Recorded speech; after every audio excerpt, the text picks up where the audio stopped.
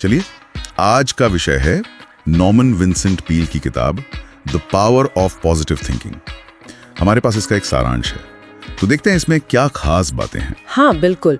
और इस स्रोत का जो केंद्रीय विचार है वो ये कि हमारी सोच का हमारे जीवन पर गहरा असर पड़ता है। मतलब सोच बदलो तो जिंदगी बदलेगी। कुछ ऐसा ही स्रोत यही समझाता है कि ये कैसे मुमकिन है। अच्छा, तो शुरुआत होती है प्रार्थना और आध्यात्मिकता से।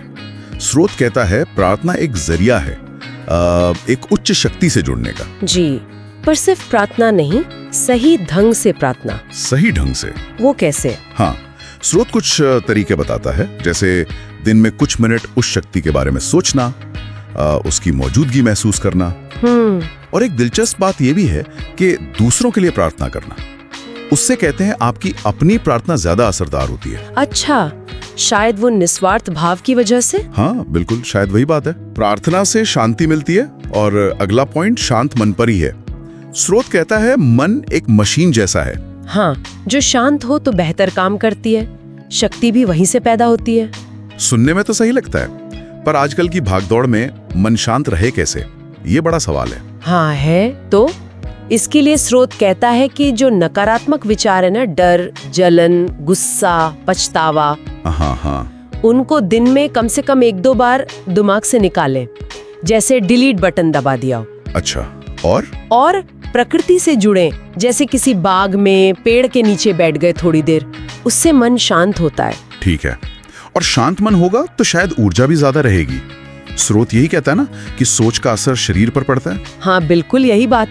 अगर हम सोचते रहेंगे कि मैं थका हुआ हूँ तो शरीर भी वैसा ही महसूस करने लगेगा। तो फिर लगातार ऊर्जा कैसे बनाए रखें? इसके लिए स्रोत फिर से आध्यात्मिक जुड़ाव की बात करता है। मंदिर, चर्च जाएं या बस उस ब्रह्मांडीय ऊर्जा से जुड़े जिसने ये सब बनाया है। वो कॉस्मिक एनर्जी। हाँ, एक तरह से अपनी चेतना को उससे जोड़ना। ऊर्जा का स्रोत वही है। ऊर्जा आ गई, मन शांत है। तो अब खुशी की बात। स्रोत कहता है खुशी एक चुनाव है। जी बिल्कुल, एक चॉइस। पर हम अक्सर चुनते क्यों नहीं? मतलब दुखी क्यों रहते हैं? शायद इसलिए कि हम नकारात्मक चीजों पर ज्यादा ध्यान देते हैं।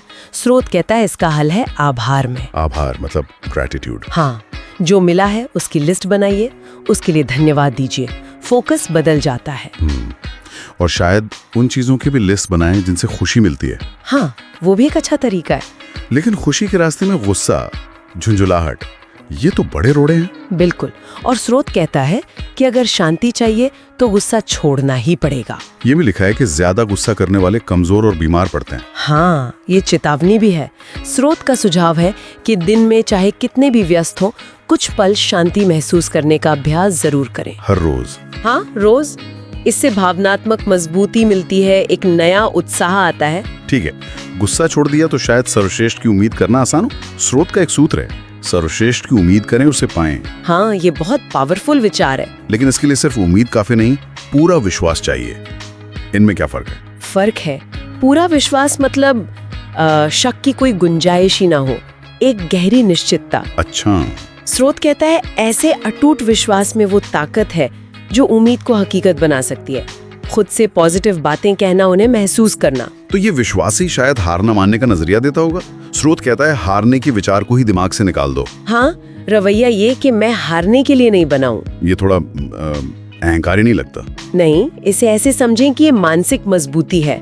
अगर आप असफल भी होते हैं तो ये सोच आपको दोबारा कोशिश करने की हिम्मत देती है, हार को अंत नहीं मानती।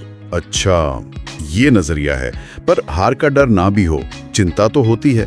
स्रोत ने चिंता को चिता समान कहा है। हाँ, चिंता वाकई भस्म कर देती है। तो इससे कैसे निपटें? स्रोत कहता है रोजाना मन को खाली करना जरूरी है, खासकर सोने से पहले। खाली करना कैसे? एक आसान तरीका सुझाया है। दिन भर की सारी चिंताएं ईश्वर पर छोड़ दें, उन्हें धन्यवाद दें और सो जाएं। बस इतना आसान?